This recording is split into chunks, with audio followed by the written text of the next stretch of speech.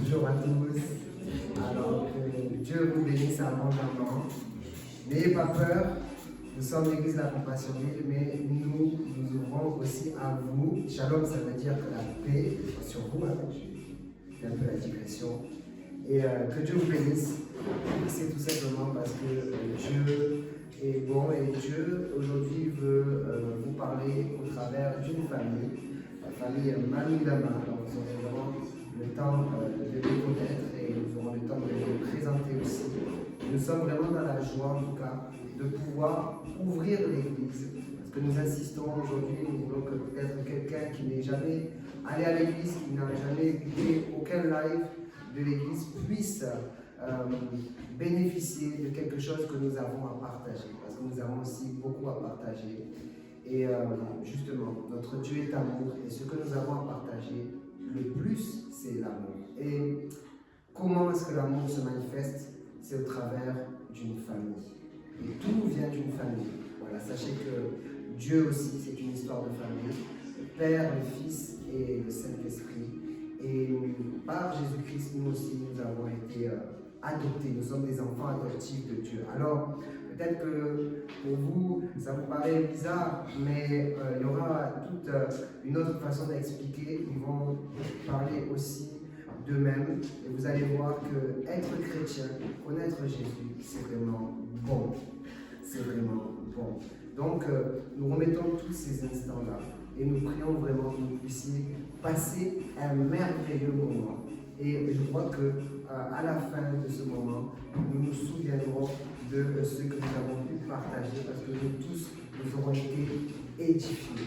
Et vraiment, nous prions que voilà, ce mot de paix par lequel j'ai pu commencer cette allocution, vraiment, je prie vraiment que cette paix puisse bénéficier à vous et que cette paix puisse toucher votre cœur pendant ce moment d'émission que nous allons vivre. Parce que je crois que la famille était un instrument par lequel Dieu, qui est le Créateur, donne la paix aux uns et aux autres. Et vraiment, ça va être extraordinaire.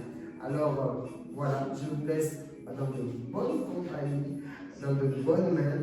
Donc, le couple Malundama, la famille Malundama et notre chère sœur Natacha qui va présenter et questionner nos chers invités.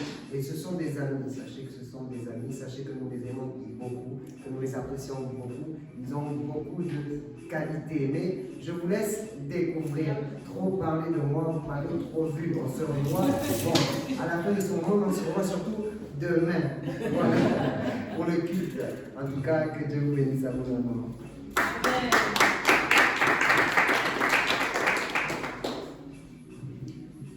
Bonjour et bienvenue à tous. Je suis Natacha. Aujourd'hui, nous allons explorer un sujet fondamental qui est la famille. C'est un sujet qui nous touche tous de près, que nous soyons enfants, adultes, même grands-parents en fait. Ça nous touche tous parce que c'est un socle sur lequel nous construisons une vie. Mais qu'est-ce que c'est la famille réellement? On va en parler ce matin. Donc dans ce talk show, j'ai l'honneur de recevoir la famille Malundama qui va partager avec nous sa vision, ses valeurs et ce qu'est la vie pour elle, enfin ce qu'est la famille pour elle exactement. Donc je vous invite à réfléchir avec nous, à poser des questions sur ce qu'est la famille et ensemble nous allons découvrir ensemble ce thème précieux. Donc avant de commencer cette discussion passionnante sur la famille, je veux vous laisser vous présenter et nous dire qui vous êtes exactement. Ok, merci Natacha, merci en tout cas pour l'accueil. Merci au pasteur Arnaud qui vient de parler. Merci à l'Église Compassion Libre pour l'invitation. Alors, nous sommes la famille Malundama. Nous vivons en Belgique. Et nous sommes, enfin je vais parler de moi, je m'appelle Vanessa. Je suis mère de 5 enfants avec mon époux à côté, ils sont juste derrière, il y en a 3 derrière. L'aîné Keïsia, Mathieu et Naomi, je crois que vous aurez l'occasion de les écouter. Et puis il y a Michael et Teila, la petite dernière. Et voilà, je travaille dans le milieu de la vente, je suis aussi coach vocal. Voilà ce que je peux dire sur moi. Je te passe la parole. Bonjour à tous. Donc, encore merci beaucoup pour l'accueil du couple pastoral de Sousa, que nous apprécions, que nous aimons énormément. En tout cas, merci beaucoup pour cet accueil. Et d'entrée de jeu, donc, je me présente également, je suis Yves, donc je suis le leader de la famille et je suis également dans le milieu professionnel en tant que conseiller commercial et donc Marie, tu ne sais pas ça. Mais évidemment, je pense que la société auquel nous sommes, c'est quelque chose qu'il faut préciser.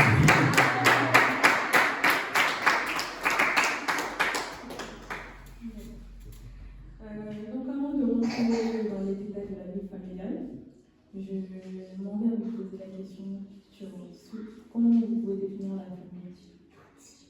Je vais te laisser parler. Comment tu peux définir une famille? Ben, pour moi, la cellule familiale, c'est tout simplement des personnes qui vivent dans le même cercle familial, dans la même maison, dans la même structure, et où il y a le partage, il y a l'harmonie, il y a l'amour, il y a la paix. Donc, en quelques mots, c'est comme ça, c'est ainsi que je pourrais définir la famille. Je le suis. Super. Mais là que nous avons une idée de ce qu'est la famille, comme je viens de le dire, l'harmonie, la paix. Et donc, pour avoir une famille épanouie, il faut vraiment la solidité, une famille épanouie en fait. Donc, je m'en vais vous demander qu'est-ce qu'une famille solide et épanouie selon vous, et quelles sont les clés de cette harmonie. Waouh, une famille solide et épanouie. Pour qu'elle soit solide et épanouie, elle doit se baser, je crois, sur certaines valeurs pour que ça fonctionne. Des valeurs solides. Je vais donner un exemple. Si notre valeur c'est le respect, d'ores et déjà, le but c'est que tout au long de notre marche en tant que famille, peu importe ce qui pourrait y arriver, on s'est basé sur cette valeur qui est le respect. Et il y a plusieurs valeurs. Donc je ne sais pas si tu voulais rajouter quelque chose par rapport à ça. Je la suis. En fait, elle est chargée donc, de la communication familiale. Donc, ne soyez pas surpris de pouvoir m'entendre régulièrement. Non, parce qu'on en discutait, on ne va pas faire semblant. On s'est un peu concerté, on s'est dit, tiens, c'est très vaste. Mais en tout cas, moi, je pense que pour qu'une famille soit solide, pour qu'elle s'épanouisse, elle doit déjà avoir une base. Des valeurs. Moi, je parlerai des valeurs. Je parlais du respect. Je parlais de l'amour, je peux parler. Ici, une église nous a invités, je vais parler de la foi, on ne va pas faire semblant. Il y a la foi. Pour nous, en tout cas, nous sommes une famille qui basons, je crois, cette solidité sur notre foi. Si je peux dire ça. Oui. Donc, en parlant de solidité, nous savons tous que nous sommes concernés par certains défis en fait. Et donc, parlant de défis, je vais vous demander quels sont pour vous les plus grands défis que rencontrent les familles aujourd'hui entre les changements sociaux, nous avons les réseaux sociaux aujourd'hui, l'évolution. Donc, il y a plein de défis auxquels la famille se confronte et comment pallier à ces défis. Là, quand j'ai une question, donc lorsque tu dis les réseaux sociaux, c'est par rapport aux enfants, ça. Oui. C'est ça, ouais. Entre autres. Ou bien. Pas forcément pas les forcément. enfants, même dans le couple, en fait, les réseaux sociaux peuvent avoir un impact. Ouais. En fait, c'est pas évident parce qu'on est dans j'ai envie de dire, dans une ère, dans un siècle où les réseaux sociaux c'est là, ils sont présents autour de nous, ça influence notre. Je vais prendre un bon exemple. Ça peut influencer même ma manière de faire une nouvelle recette. Les réseaux sociaux, c'est pas que mauvais, il faut savoir les utiliser. Et c'est ça le challenge en fait. Ce réseau social là, c'est Facebook, TikTok, je sais plus, Snapchat, tout ce qui est avec. Je l'utilise à bon escient ou pas? Déjà, on va parler en tant que couple. J'ai vu déjà plusieurs images où on montre le téléphone dans le lit au milieu de nous. Ça casse le dialogue. Avant, on parlait, on se racontait des histoires, on rigolait. Maintenant, on rigole plus avec les téléphones qu'autre chose, on est plus en phase avec le monde extérieur, donc avec son téléphone, et ça c'est dommage. Donc ça c'est un très gros challenge, et le défi à relever, je crois, c'est de se discipliner, de se dire qu'il y a un temps pour tout, et de privilégier les moments, les qualités en famille, en couple, ici je vais parler, et puis aussi en famille avec les enfants. Je vais donner un exemple, surtout quand les téléphones ont commencé à arriver, parce que bon, c'est un moyen de communication. Avec les enfants, je me suis dit, tiens, on va faire un jeu, on va commencer à faire des jeux de partage. Donc, je vais faire des petits papiers, des thèmes, des questions, et ça nous a permis de se connaître un peu mieux. On croit qu'on connaît nos enfants, on croit qu'on se connaît l'un l'autre, et ça nous a permis d'encore mieux nous connaître et de favoriser encore plus cette communication.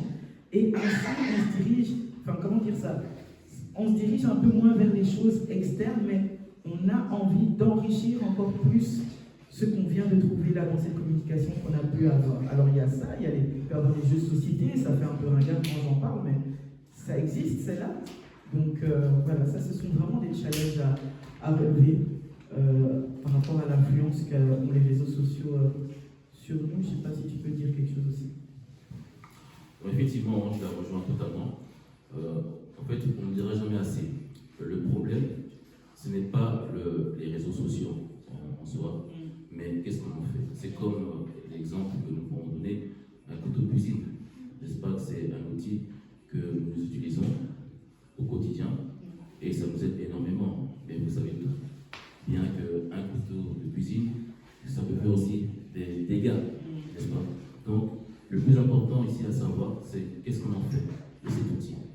Et si cela est bien manœuvré, je pense qu'elle peut être utile, mais à savoir que si elle n'est pas utilisée comme à bon escient, à ce moment-là, on prend des mesures parfois drastiques pour limiter les dégâts. Donc, voilà ce que je voulais rajouter. Dans votre réponse, vous avez eu à évoquer des valeurs, des principes que vous mettez en place pour vous. Parmi ces valeurs et principes, quel est l'aspect fondamental, cet aspect fondamental qu'on repose sur la spiritualité en quelque sorte dans nos familles d'aujourd'hui, et comment voyez-vous le rôle de chacun selon ces principes spirituels? Sur base de notre foi, quel est notre rôle en fait par rapport à ça? Oui, le rôle de chacun de la famille. Bon, moi je vais parler pour moi. Je suis épouse, je suis maman. Il parlera pour lui, mais je t'aide un petit peu. C'est mon époux. Je considère que c'est un chef. En fait, c'est ce que m'enseigne ma foi, que j'ai un chef et c'est lui. Et moi je suis là pour l'aider selon la vision. C'est un peu comme l'architecte d'une maison, il a le plan, il a cette vision-là, et moi maintenant, je l'aide à pouvoir construire, tiens, il a dit comme ci, comme ça, je mets mes touches, il supervise. Alors, maintenant, la famille, si je peux dire, la cellule familiale, c'est une entreprise. Je suis comme, en tant que femme, en tant que maman, je suis comme la gestionnaire.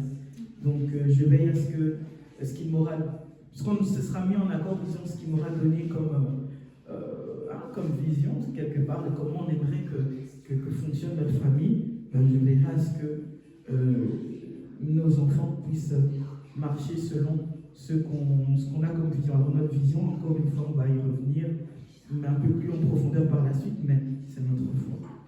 Et c'est pas... Allez, comment je peux dire ça? C'est pas... Allez, c'est tellement simple, c'est basé sur l'amour, par exemple. L'amour qui c'est vrai que ça a l'air facile à entendre, qui pardonne tout, qui croit tout, qui espère tout, qui supporte tout, mais c'est ça. Et c'est vraiment un challenge aussi, même pour une famille comme nous, qui basons notre foyer sur notre foi. Et donc, pour en revenir sur mon rôle, c'est un peu ça. Donc, j'ai eu l'aspect, dans l'éducation que je donne aux enfants, qu'on se base toujours sur notre foi. Dans nos relations parents-enfants, enfants-parents, qu'on se base toujours sur l'amour. J'ai parlé tout à l'heure du respect. Voilà pour ma part.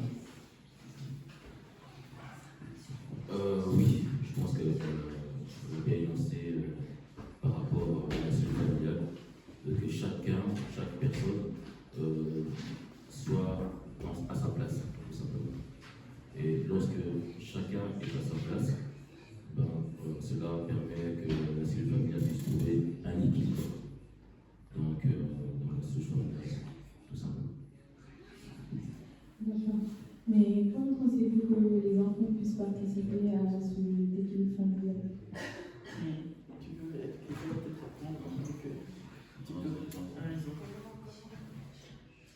Comment vous participez à l'équilibre familial? Moi, je suis l'aînée, déjà, donc ça veut dire que quelque part, c'est comme, on va dire, c'est comme si j'étais un peu le bras droit des parents, on va dire. Donc si papa est au travail, maman est au travail, et que je suis avec les enfants à la maison, ça veut dire que c'est moi qui vais m'en occuper, bien évidemment. Et ça, c'est point de vue organisation. Maintenant, sur le plan spirituel aussi, j'ai aussi ma part à faire.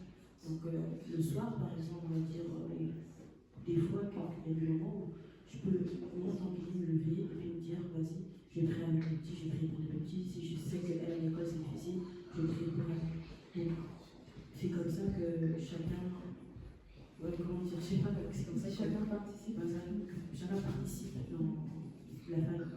D'accord. Et comment faites-vous en tant que parent pour encourager vos enfants à respecter et à honorer vos principes, malgré l'écart des générations qui peut parfois poser des problèmes?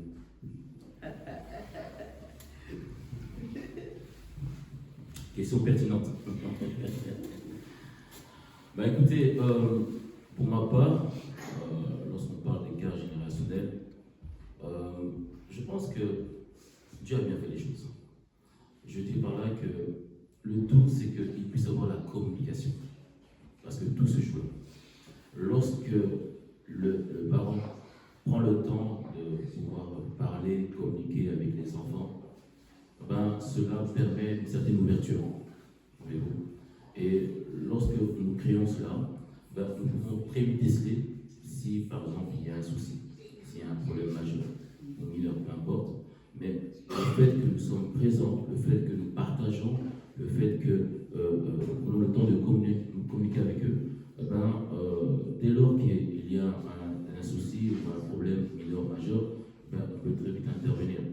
Parce que je pense que le problème actuel, c'est qu'il y a une rupture de communication. Et là, on dit par rapport à ce que nous avons évoqué tout à l'heure, c'est les réseaux sociaux. Vous voyez, l'utilité des smartphones et consorts, cela justement a participé à rompre justement cette relation entre les parents et les enfants. Mais si cela est bien géré, où les parents arrivent à pouvoir communiquer avec leurs enfants, je pense que cela limite en tout cas les problèmes ou les dégâts. Parce que je ne peux pas dire que par là il n'y a pas de problème. Non, chaque famille a ses défis, n'est-ce pas? Mais néanmoins, le fait qu'il y ait la communication, cela permet beaucoup d'échanges et d'anticiper en cas de problème. Comme vous venez si bien de l'évoquer, la communication est la clé en fait de toute harmonie. En quoi est-ce important pour vous la communication et pourquoi, selon vous, c'est un facteur déterminant dans le bon fonctionnement d'une famille? Le pourquoi, l'importance de la communication. Comme je disais tout à l'heure, cela permet d'anticiper les choses. Vous voyez, moi ce que j'ai l'habitude de faire, c'est que lorsque nous arrivons à la fin de la journée et que j'arrive à la maison, suite au travail, on sort, la première question que je pose aux enfants, c'est systématiquement, c'est la question que je leur pose. Comment ça a été l'école? Est-ce que vous allez bien? Est-ce que ça va? Seulement cette question-là, en tant que parent, le fait que vous connaissez vos enfants, la façon dont ils vont réagir à la question, parce que vous savez, très vite, c'est oui, oui, ça a été. Mais la manière dont ils répondent, vous pouvez décider non, ça n'a pas été. Et justement, de là, je peux maintenant procéder à un processus d'échange avec l'enfant et de savoir qu'est-ce qu'il ne va pas. Je le prends souvent à part et qu'il puisse maintenant me développer parce que parfois il y a des situations, des problèmes auxquels on ne peut pas échanger directement avec ses frères et sœurs à côté. Mais en fonction de la réponse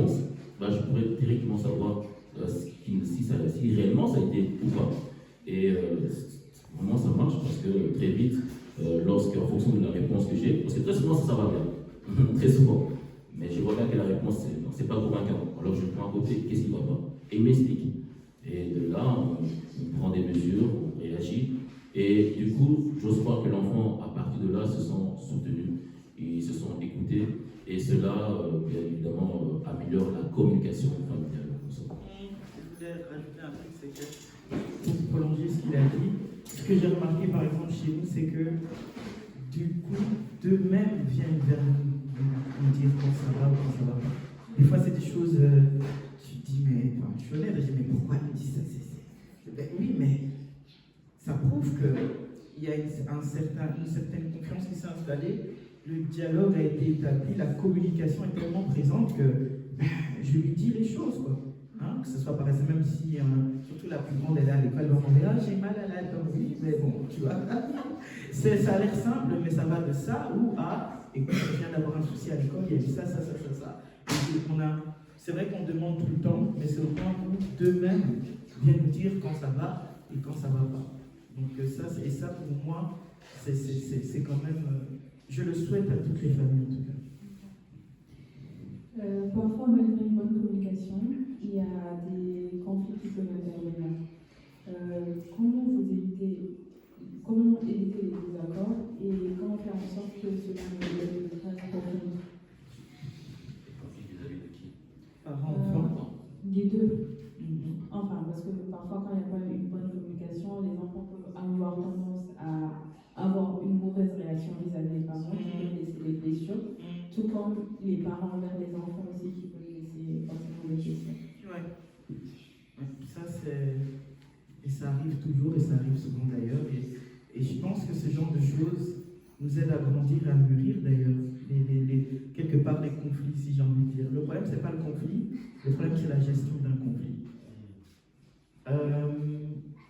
Tout à l'heure, je disais à mon mari, et on nous apprend ça quand on apprend à être parent et tout ça, on nous dit, lorsqu'un enfant vient, un enfant qui a peut-être cette taille-là, et que tu veux lui parler, que tu veux communiquer, des fois, mets-toi à sa taille, abaisse-toi à sa taille, et il aura encore plus confiance, il se sentira en confiance. C'est une manière de dire quoi? Que ce soit les parents envers les enfants envers les parents, il faut qu'il y ait une notion d'humilité aussi, de base, je crois. Les parents, même si nous avons des ans ici, surtout, ça dépend des caractères, moi j'ai un caractère assez fort, donc je suis assez... mais il faut apprendre à se mettre aussi à leur place. Ils vivent dans un monde où c'est plus comme avant. Vraiment, le langage n'est plus comme avant, la manière de penser qui est très speed n'est plus comme avant. Donc il faut se mettre à leur place, à leur situation. Tiens, il dit qu'il a eu mal, il dit qu'il ne comprend pas ça. J'essaye de parler, j'essaye d'expliquer. Quant aux enfants aussi, de ne pas oublier que, et ça c'est une notion qu'on oublie souvent, un parent reste un parent. Il y a un respect à avoir. Et ça, c'est encore difficile pour beaucoup d'entre les enfants, mais il faut qu'il y ait un respect. Et le respect doit être réciproque. Les parents vers les enfants vers les parents. Donc moi je dirais ça, le respect et la notion d'humilité. Dans la manière de s'exprimer, le but c'est que chacun se mette à sa place. Et on entend ça souvent, est-ce que tu peux te mettre à la place de maman? Est-ce que tu peux te mettre à la place de papa? Donc c'est un peu ça, chacun peut se mettre un peu à la place de l'autre, s'il y a un peu une notion d'humilité et se dire que ok, on va essayer de gérer ça. Il y a le conflit, il y a des fois des choses qui peuvent se gérer tout de suite, d'autres comme moi. Prenons le temps, revenons le lendemain, tiens, les choses se sont apaisées, parlons-en.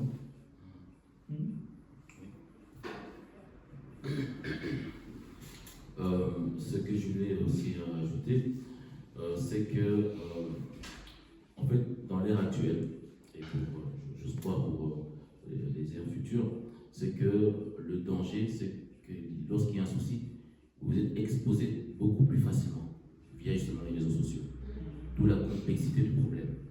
Parce que, je pense qu'on a entendu que les drames, souvent, c'est parce qu'un enfant a été martyrisé, un enfant a été agressé et ça a été filmé, ou un enfant a été vu, on a vu la nudité de son corps, ben, cela a été exposé sur les réseaux sociaux et cela a engendré quoi? Ben, des drames. Oui. Donc c'est vraiment le danger actuel. Mais pour pouvoir revenir à la situation actuelle, c'est d'être vigilant et de faire attention par rapport à ce que nous faisons et la responsabilité en tant que parent que vous devez avoir vis-à-vis des enfants. Et comme mon épouse a si bien dit, c'est lorsque l'humilité aussi c'est très important. C'est de ne pas se voir seulement en tant que parent, le parent qui a toujours raison, c'est le parent qui dirige forcément la manœuvre. Non, ça peut arriver que toi, parent, tu peux te tromper parce qu'effectivement, la société évolue et les enfants sont parfois très bien placés pour certaines choses.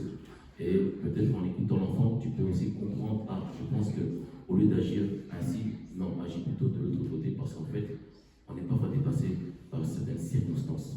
Donc pour ça, il faut toujours avoir l'écoute et ainsi tu peux te connecter en fait à ce que les enfants puissent vivre dans des difficultés, je veux dire, permanentes ou bien les confrontations qu'ils peuvent avoir du jour le jour. Et le pardon, j'allais dire aussi. Le pardon, ça calme dans les conflits. Les parents, ça on m'a appris ça il y a très longtemps, on m'a dit, tu sais que surtout dans notre culture, moi je suis culture africaine, j'ai l'impression que chez nous c'est toujours pas toujours évident de dire pardon à son enfant quand tu as mal à la. Des fois même ma fille vient me regarder, maman alors, dis-moi, excuse-toi. Et on s'excuse, et ça c'est, quand je parle d'humilité, c'est ça. Et ça mène aussi l'enfant. On transmet quelque chose, hein, c'est un peu comme du non-verbal, hein, on transmet et normalement, l'enfant est censé aussi, lorsqu'il y a une situation, revenir vers toi, s'il a eu tort, et demander. La notion du pardon, c'est important aussi pour résoudre un conflit facilement. Parlant des torts des parents, je vais demander aux enfants comment vous faites dans des situations où vous vous rendez compte que vos parents ont tort, par exemple, comment vous arrivez à dialoguer avant de leur faire comprendre qu'ils sont en tort. Alors ce qu'on fait, c'est ce que j'ai appris, c'est que la meilleure manière d'exprimer ou d'expliquer à ton parent qui a tort, c'est juste d'abord te taire et après attendre pendant, je sais pas, 1 heure, 2 heures ou quoi. T'attends un peu et après plus tard, quand tu vois que le parent s'est calmé, tu reviens vers le parent et puis tu expliques la situation. Et après, d'habitude, normalement tout doit bien se passer. Ton parent t'a écouté et voilà, c'est comme ça que voilà, il faut communiquer en fait. Mais il faut savoir communiquer au bon moment aussi. Parce que si tu lui dis directement, mais c'est pas vrai, t'as pas raison, tout ça, pour eux, c'est comme si t'es impoli en fait. Donc, du coup, le mieux c'est d'attendre d'abord qu'ils sont calmes, un peu plus calmes, et qu'ils sont tout seuls, tu sois tout seul avec eux, et après tu peux vraiment leur expliquer, voilà, il s'est passé ça en réalité. Et c'est comme ça que, voilà, il n'y a plus de problème. D'accord. Tout à l'heure, nous avons eu à évoquer les valeurs. Parlons de valeurs. Comment vous faites pour transmettre des valeurs chrétiennes à vos enfants? Je pense que la valeur déjà part d'elle-même par nous-mêmes, la manière dont nous comportons, la manière dont nous faisons les choses, mais aussi le cadre que nous imposons. Oui, en tant que parents, il faut bien qu'il y ait un cadre. Alors le cadre chez nous, je parle pour nous par exemple, c'est quoi? Le cadre, ça va être d'avoir des valeurs lors de situations, par exemple avant de manger, on prie, par exemple, avant d'aller dormir, on fait une petite prière. Ça, je parle des choses terre à terre. Alors, j'ai parlé du pardon. Quand il y a une situation où tu as mal fait, demande pardon parce qu'on dit que le pardon est une puissance qui libère. Ça va te libérer, ça va libérer l'autre aussi. On a parlé de l'amour. Alors, que tout ce que nous faisons, on réfléchisse, qu'on sache si ce que tu as fait, est-ce que tu as réfléchi, est-ce que c'était la bonne solution. Et là, je parle même de conflits entre eux, hein, de les amener à grandir et à mûrir dans un cadre où, n'oubliez pas, et on les amène à l'église aussi, ce qu'on a entendu aujourd'hui, ou ce que nous vous donnons comme éducation, qui est aussi basée de toute manière sur ces foi, sur ces valeurs. Je crois que c'est ça, c'est le cadre dans lequel on les éduque. Effectivement, mais pour ma part, c'est, je dirais, la grâce que j'ai pu avoir par rapport à la question qui a été posée, c'est que j'ai pu déjà très tôt amener les enfants dans cette dimension-là.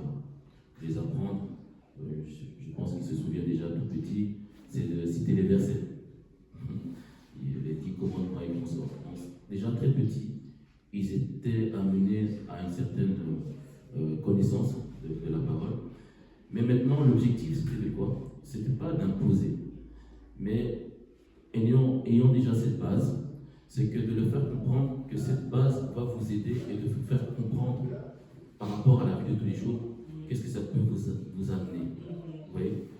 Et je pense que ils sont la plupart adolescents, au sort de l'adolescence, et ils ont compris, enfin, j'ose croire qu'ils ont compris qu'effectivement que si ils sortent de ce cadre-là, ben, ils savent à quoi s'attendre, tout simplement.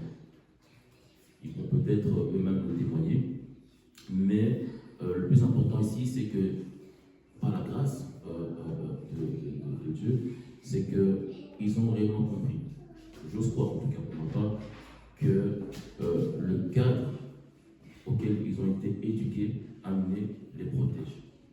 Mais si ils prennent le risque, devrais-je dire, de pouvoir quitter ce cadre, ben, ils savent à quoi s'en tenir. Je voulais rajouter un truc qui démontre que voilà, qu'on leur a montré ce chemin-là, c'est qu'au jour d'aujourd'hui, ils ont fait le choix, chacun d'entre eux, les trois qui sont derrière nous, de donner leur vie à Christ, de se faire baptiser. Alors nous, on a enseigné, ils ont entendu aussi les enseignements à l'église, et la décision en revient à eux. C'est eux qui ont choisi un jour, ils nous ont dit voilà, on a senti un par un, chacun à son année, de dire voilà, on veut donner notre vie au Seigneur, on veut le suivre. Et ça, je crois que c'est je ne sais pas si on peut dire une joie, oui, on est dans la joie, mais tout ce qu'on a construit sur cette foi que nous avons, mais c'est pas pour rien.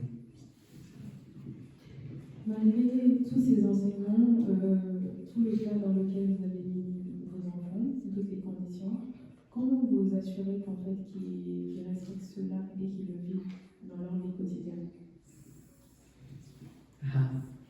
Ça c'est un challenge parce que, comme on leur a dit, nul n'est parfait, nous-mêmes nous ne le sommes pas.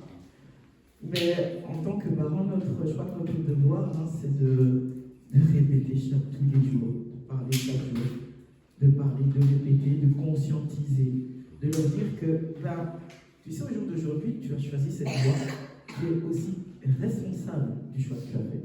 Donc c'est de les responsabiliser aussi dans cette voie qu'ils ont décidé de suivre d'eux-mêmes. Vous voyez? Moi je pense que c'est ça. Je ne sais pas si tu voulais dire autre chose. Ben aussi, c'est par leur propre témoignage, tout simplement par rapport au retour que nous pouvons avoir des enfants vis-à-vis de leur, par exemple, leur tuteur de l'école qui vient nous trouver et nous témoigner de leur approche par rapport à leur comportement, par rapport à ce qu'ils ont vis-à-vis de l'enseignement, à l'école aussi. Donc, moi, je me focalise par rapport au retour, retour par rapport à leur comportement. Donc, soit l'école, soit leurs proches. Donc, c'est ça. Entre autres, ouais.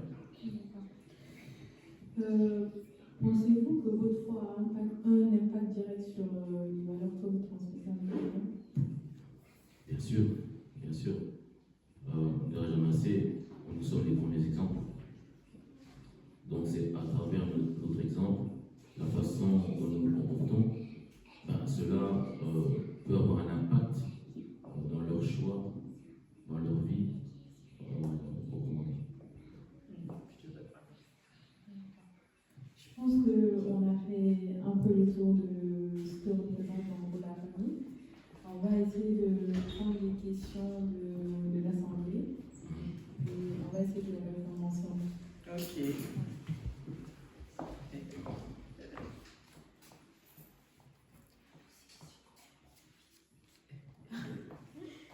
Sinon, À vous la parole. elle va prendre les questions. Pouvez-vous nous raconter une anecdote sur votre famille, par exemple? Alors, justement, on a, je ne sais pas si on m'entend, oui, on a une anecdote. C'est que Et ça, j'espère que ça va inspirer beaucoup de familles. Durant les temps de Covid, je pense qu'on s'en souvient, en tout cas nous en Belgique, c'était terrible. On ne pouvait pas sortir, même si on était homme, mari et femme, je me souviens, l'un devait rester, faire les courses, l'autre devait rester, c'était terrible. On devait rester dans une seule et même maison, tous ensemble, se regarder dans les yeux. Ça aussi, c'est pas évident. Des fois, on a envie de son espace, ben non, l'espace, c'est nous. Et c'était comme ça avec nos enfants, et pendant un bon bout de temps, et pour la plupart des familles d'ailleurs, pour toutes les familles en tout cas qui étaient concernées par la crise Covid. Et on s'est dit, mais qu'est-ce qu'on va faire de ce temps libre que nous avons? Libre sans être libre, parce qu'on est libre dans la maison, mais qu'est-ce qu'on va faire? On entendait beaucoup de familles qui se sont déchirées, divorcées, qui se sont rendus compte qu'en fait, on ne se supporte pas. On s'est dit, mais tiens, Dieu nous a donné des dons d'état. Et là, je veux parler à une famille, mais pour une autre famille, ça peut être autre chose. Hein. Nous, c'était la musique. C'est la musique. Donc, mon époux est pianiste, moi je chante, et il s'avère que notre fils joue la batterie et nos filles chantent. On s'est dit, ben, on va s'organiser pour faire des petites sessions comme ça. Mon mari va. En fait, c'est comme ça qu'on devenait aussi des profs. Mon mari prenait du temps à leur donner des cours de solfège avec le piano. Et quand il terminait avec un de nos élèves qui était un de nos enfants, c'est moi qui le reprenais pour donner des cours de chant, des cours basiques. Et on a fait ça pendant plusieurs semaines, jusqu'au moment où on s'est dit, mais pourquoi on ne mettrait pas ça en vidéo, on ferait des petites chansons comme ça. Et je ne sais pas comment c'est venu, on a envoyé ces vidéos à une amie à moi qui est infirmière, et elle a fait tourner ça vers ses collègues parce que c'était une période très très difficile dans les hôpitaux. Et les gens, enfin les infirmiers, les médecins disaient, mais ça nous donne le baume au cœur, parce qu'on faisait les chants gospel, ça nous aide parce que la situation est compliquée. On a commencé comme ça, des petites vidéos qu'on envoyait avec des qualités médiocres, terribles. Et partir de là, on a comment ça s'est passé? On a décidé carrément de faire des lives un peu plus professionnels, des lives Facebook, où on s'est dit on va se lancer comme ça.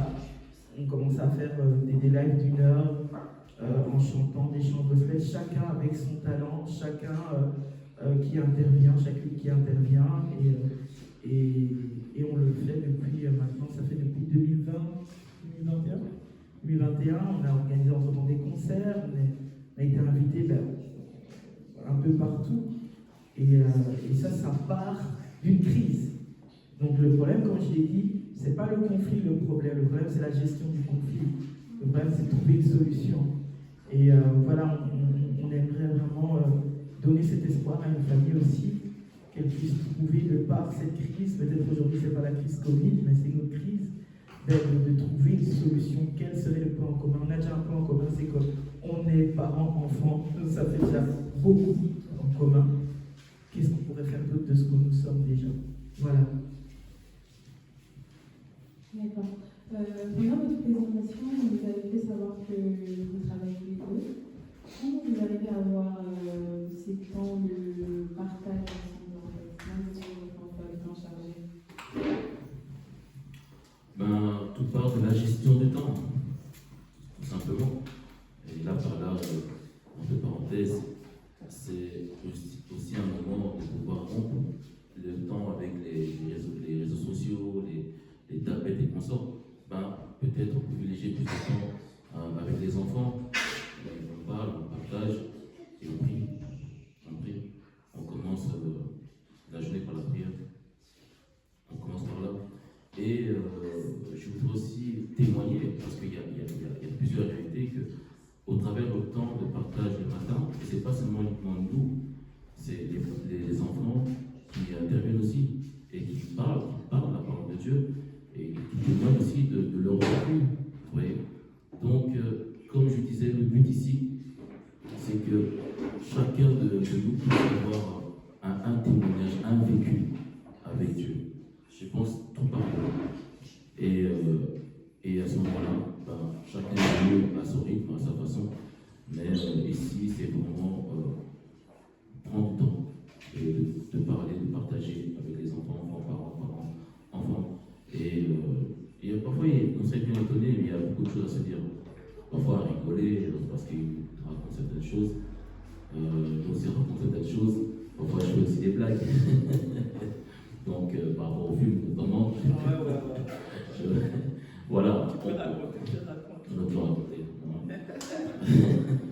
Voilà.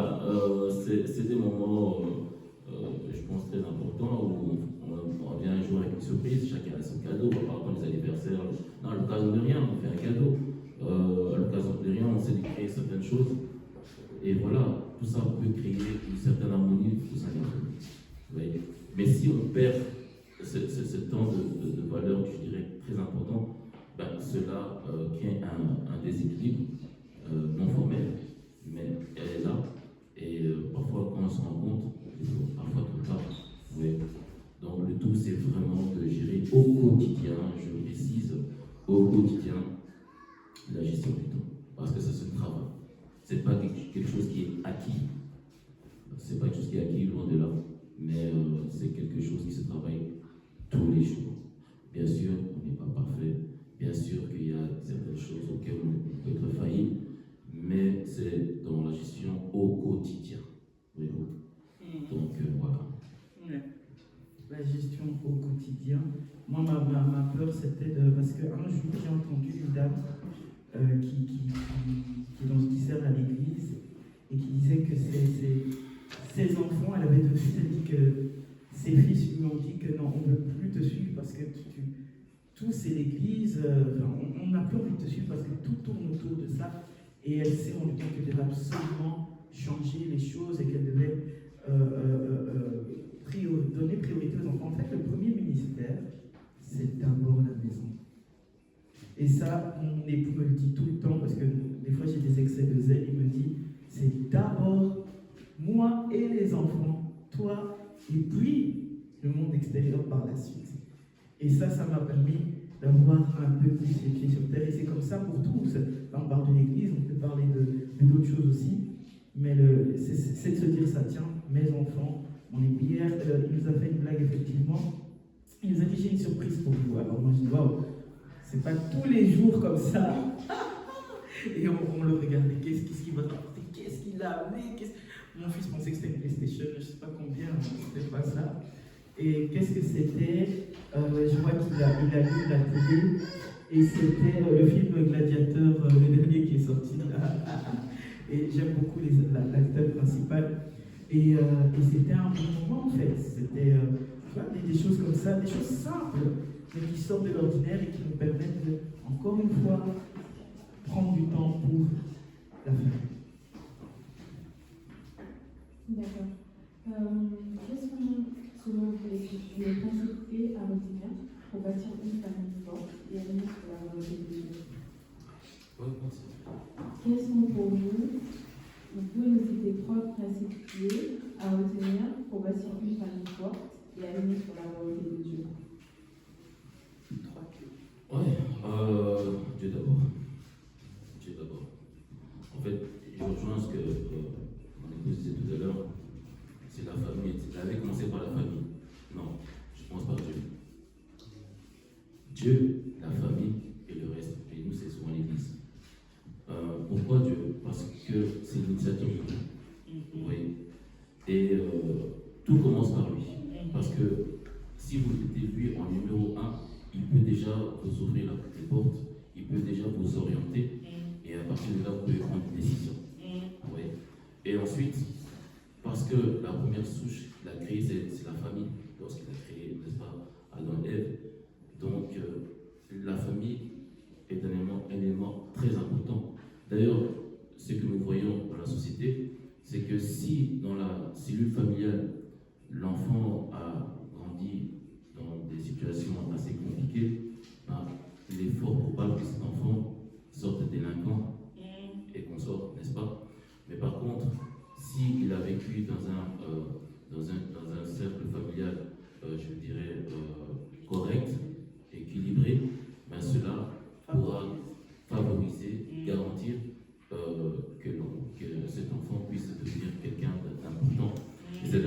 que dès que les enfants plus jeunes, ce que je leur disais, c'est que vous êtes les meilleurs. Qui est la meilleure? C'est toi. Elle me disait, oui, c'est moi. Enfin, si c'est Kessia, mais c'est Kessia. Si c'est non, mais c'est Mathieu. Et même les plus jeunes, Mathieu, Blaise, Michael, Gabriel, le c'est qui est le meilleur? C'est moi, papa. Vous voyez? Donc cela est très important sur le bien-être de l'enfant. C'est très très important. Parce qu'effectivement, il y a des réalités qu'ils vivent à l'école. Et je ne vais pas ici développer, mais ce n'est pas toujours évident. Mais pour contrecarrer cela et de comprendre que l'enfant est soutenu, c'est de faire en sorte qu'il est valorisé.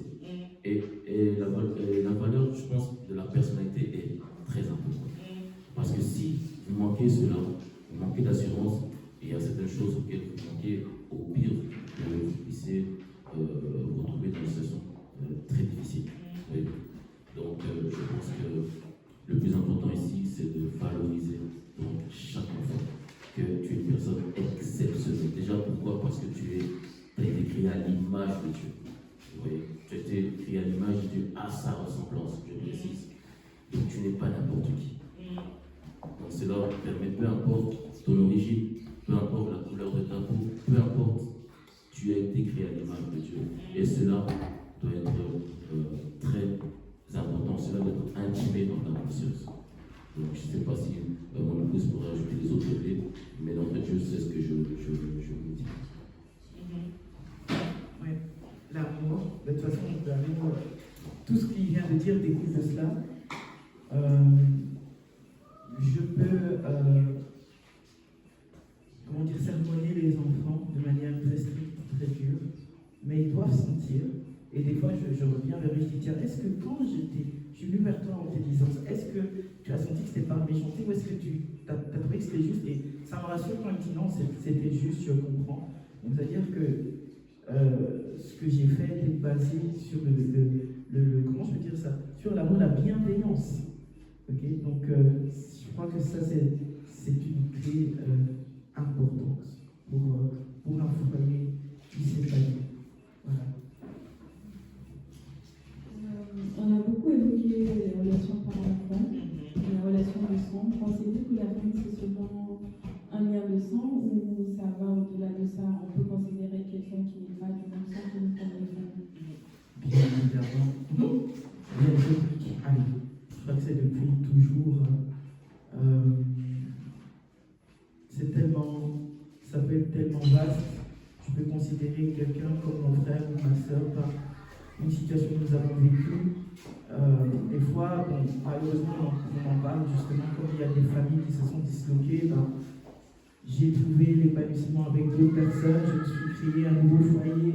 Il y a des familles aussi recomposées, il y a des familles monoparentales aussi. Bon, ça reste toujours les liens de sang, mais disons que non, il y a vraiment, si je peux dire, d'autres cas qui font office de famille. Ça dépend de la manière dont il faut vous mettre en accord sur ce terme-là et vous en faites une famille, tout simplement. Notamment pour les enfants qui ont été adoptés. Tout à fait. Donc je pense que oui, ça va bien au-delà de ça. Tout à fait. Mais ce que l'enfant a besoin, c'est l'enfant. C'est le plus important. Parce que si il manque à cela, vous ne prenez pas le temps de développer cela, cet enfant risque d'être perdu à un moment donné. Parce qu'il n'a pas eu les repères. Et on peut aussi, paradoxalement, poser la question autrement. Est-ce que dans une souche familiale, parents-enfants, avec lien de sang, est-ce que réellement les enfants peuvent dire qu'ils ont reçu l'amour qu'ils ont de leurs parents? Pas spécialement. Pas forcément. Vous voyez, donc ça ne dépend pas forcément des liens familiaux. C'est la conscience que nous sommes amoureux, devons apporter cela à nos enfants pour l'épanouissement de la personne en question. Bien, nous allons passer aux questions de l'étranger. Nous allons découvrir ensemble quelles sont leurs inquiétudes par rapport à la famille. Tout à fait. On est prêt. On est prêt, on a peur, non, on est prêt. Alors, la première question. Quand avez-vous pris la décision du mariage? Saviez-vous que vous fonderiez une famille et comment vous vous êtes préparé? Alors, première question d'abord. Pour ma part, très jeune, j'ai su qui je suis.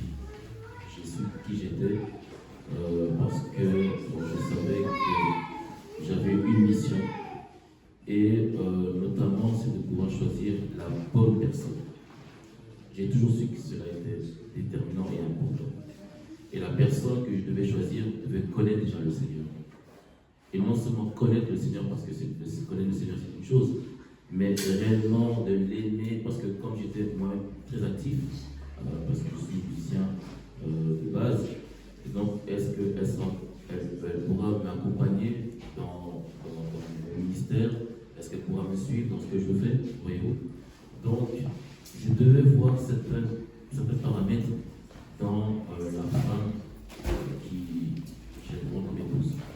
Et si elle manquait l'appel par rapport à cela, pour moi, ça va être difficile. Donc, je pars du principe qu'il faut d'abord se connaître soi avant de pouvoir faire le choix. Parce que si tu ne te connais pas, ça peut poser problème par la suite. Donc, il faut connaître qui tu es réellement, ta position, et avoir aussi l'esprit de leadership. Parce que tu dois savoir où tu vas amener cette personne. Tu dois l'amener quelque part. Mais en disant cela, je ne dis pas que ça a été facile. On est passé par beaucoup d'épreuves. Mais j'ose croire, et la preuve, elle est toujours là à mes côtés, c'est que j'ai toujours su rassurer. J'ai toujours su rassurer, malgré les problèmes, malgré les difficultés. Elle n'a pas vu un homme faible. Moi, de mon cœur. Elle n'a pas vu un homme faible, je pense pas. Elle savait très bien que j'étais une personne qui savait où j'allais. Mais certainement, il y avait des défis, certainement, il y avait des oppositions, certainement, il y avait beaucoup de choses, mais je ne flanchais pas. Peu importe, je savais très bien où j'allais, et le fait que j'arrivais à la persuader que, voilà, c'est vrai, c'est pas facile, mais on y arrivera. Elle était convaincue, elle a toujours été à mes côtés, et je pense que cela a contribué, en tout cas, et je le souhaite pour les jours à venir également, que nous soyons toujours unis.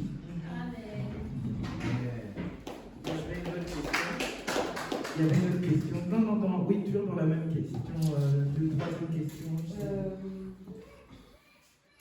On dit, quand avez-vous pris la décision du mariage? Oui. Saviez-vous que vous fonderiez une famille et comment vous vous êtes préparé? Franchement, moi, personnellement, et je pense que lui aussi, quand je me suis mise avec lui, c'est comme si c'était une évidence de se dire, bon, le but, c'est qu'on aille jusque-là. Hein? Je ne sais pas si je me souviens plus comment on a discuté, ça fait trop longtemps. Je crois qu'on en a discuté. En fait, c'était comme une évidence. Bon, voici la date. Je vous avoue, il ne m'a pas demandé ma main avec une bague. C'était une évidence, c'était bon, on va mettre telle date. Et voilà. S'y préparer. Alors, Yves, il a dit une chose importante.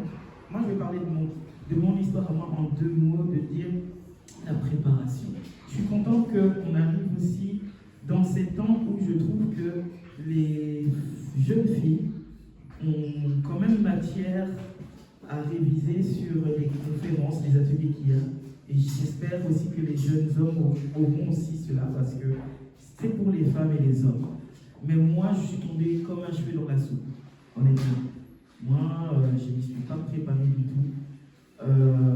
Donc, il a fallu vraiment la grâce de Dieu, la communication entre lui et moi. Et de par le fait que je ne m'y suis pas préparé, qu'on ne m'a pas préparé spécialement, donc c'est quelque chose qui me tient à cœur justement de préparer ces jeunes filles à l'avenir, au mariage. Donc voilà. Nous allons passer à la seconde question. Tu me fais peur avec ton regard, Natacha. Et là, il concerne les enfants. Est-ce que vous sentez-vous différent des autres enfants à l'école? Est-ce qu'on sent différent des autres enfants à l'école? Est-ce que tu te sens différent?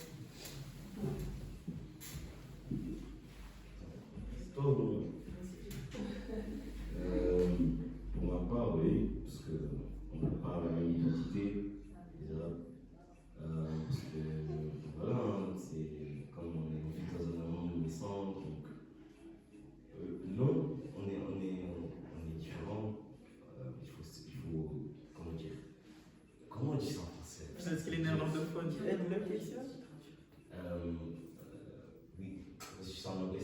We gotta act we gotta act differently. On doit se comporter différemment. De par ton identité, en fait. Oui, parce que notre identité c'est pas un seul du tout et voilà, il faut leur faire comprendre qu'on est différent. C'est un peu ça.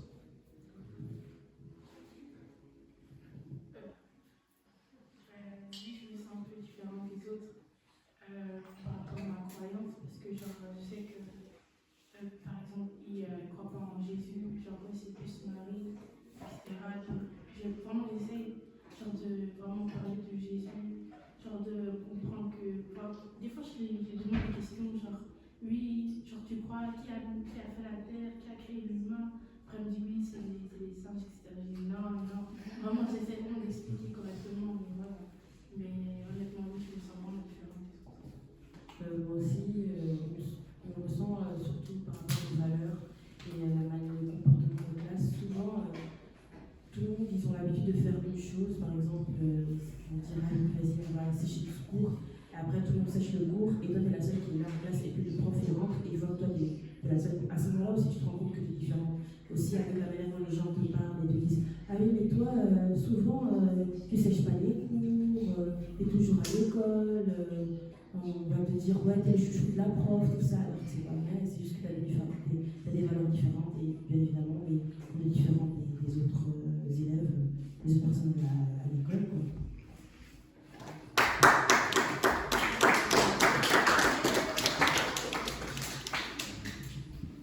Alors, est-ce que vous avez une routine familiale?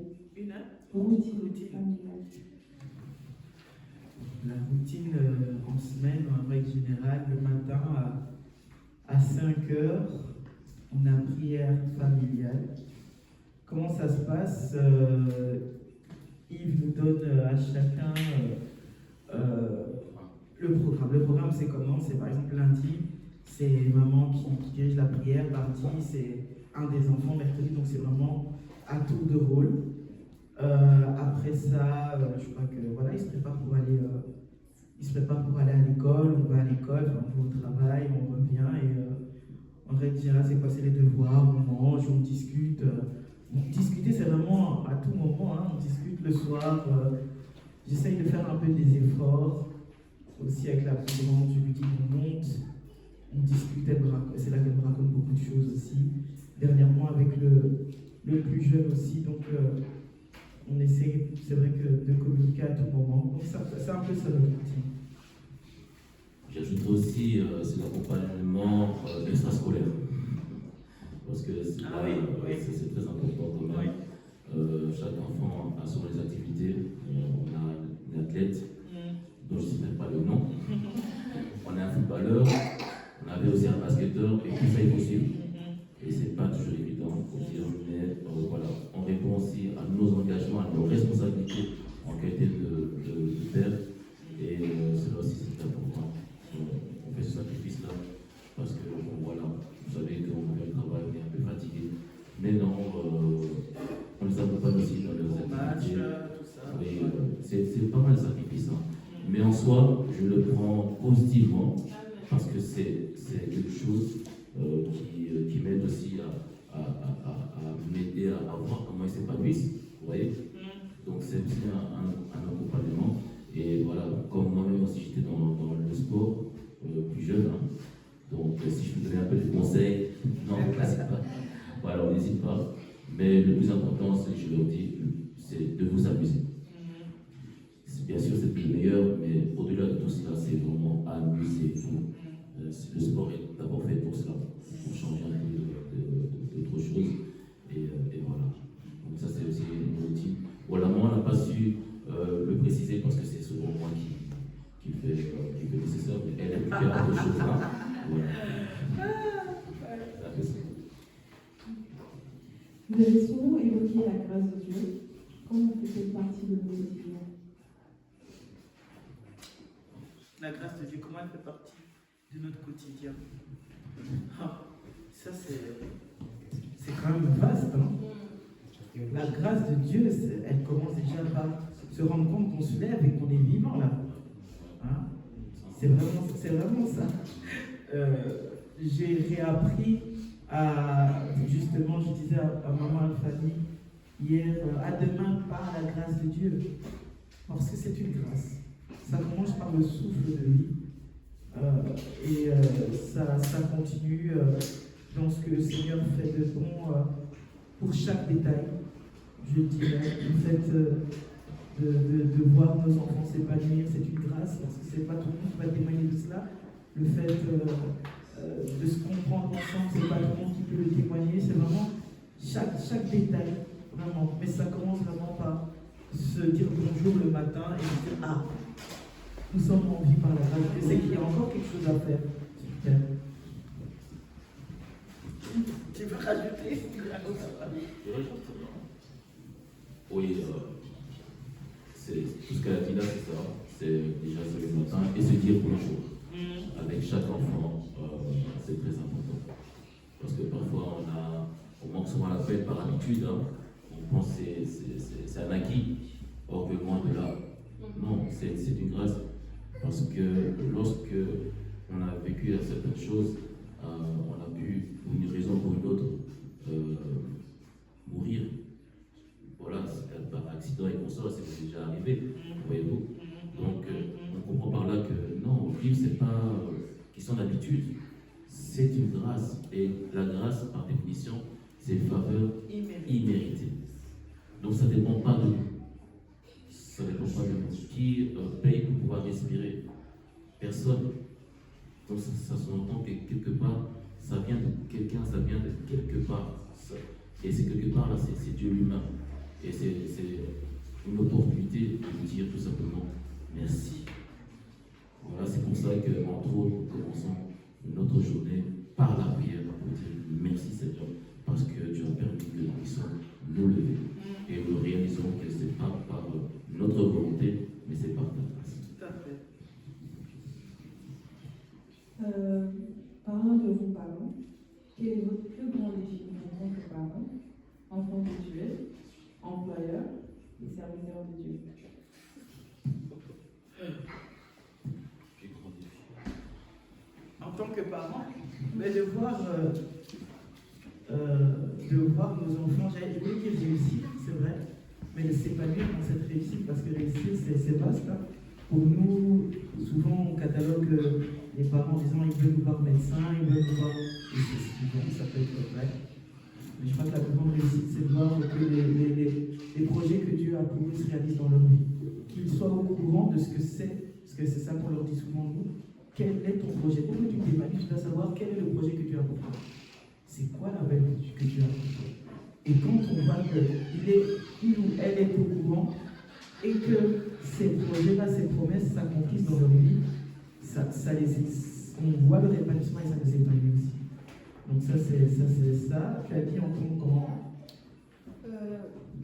En tant qu'enfant de Dieu, employeur et même serviteur de Dieu. Et le début de la question, c'était Quel est votre plus grand défi? le défi en tant qu'enfant de Dieu. Là, pour moi, c'est le ciel. Le défi. Le salut éternel, c'est une histoire de chaque jour. C'est vrai qu'on a répondu au Seigneur, on l'a dit on veut te suivre, on s'est fait baptiser. Mais c'est une marche. Hein? On est pèlerin sur terre. C'est une marche. Face aux tentations du monde, face au combat, on dit le diable, il faut le fuir loin. Ça veut dire qu'il peut se pointer à n'importe quel moment. Il faut être vainqueur de ça. En tant qu'employé. C'est une bonne question. En tant qu'employé, c'est d'être exemplaire. C'est être exemplaire déjà dans le milieu professionnel. C'est ça. Dans le milieu professionnel. De répondre aux attentes de. Non, mais déjà, qu'est-ce que je peux dire? C'est que un jour, on avait eu un petit meeting, donc dans le milieu professionnel, et en fait, quelqu'un avait déjà découvert que j'étais dans le gospel, dans la musique, et elle a exposé comme ça devant tout le monde. Ouais, mais Yves, je sais que toi tu es dans la musique, comment ça se passe? Alors je dis, mais écoutez, effectivement, je suis dans la musique et je travaille avec ma famille. Ah, ok. Ah, et peux vous montrer une vidéo de ce que nous faisons. Et comme il y avait les écrans, il y avait toutes les infrastructures. Alors j'ai dit à la responsable si on pouvait utiliser donc les appareils, elle a dit bien sûr. Et elle-même m'a demandé c'est quoi le lien et tout, et j'ai tout donné. Et elle a projeté donc, une vidéo que nous avons fait avec la famille. Et ils étaient stupéfaits. Ils ont dit waouh, c'est ta famille. Et après, ils ne croyaient même pas. Et puis de là, ils se disent mais t'as quel âge? Parce que quand ils ont vu les enfants, ils ont dit mais ils sont grands. Parce qu'ils pensaient que peut-être c'était des enfants de 3-4 mois, mais ils ont vu. Et là, ils se disent t'as quel âge? J'ai pas voulu répondre tout de suite, mais j'ai bien compris qu'ils me donnaient peut-être un 25 ans ou 30 ans maximum. Mais j'ai bien plus que ça. Et, mais en tout cas, ça a attiré leur attention et ils étaient vraiment stupéfaits.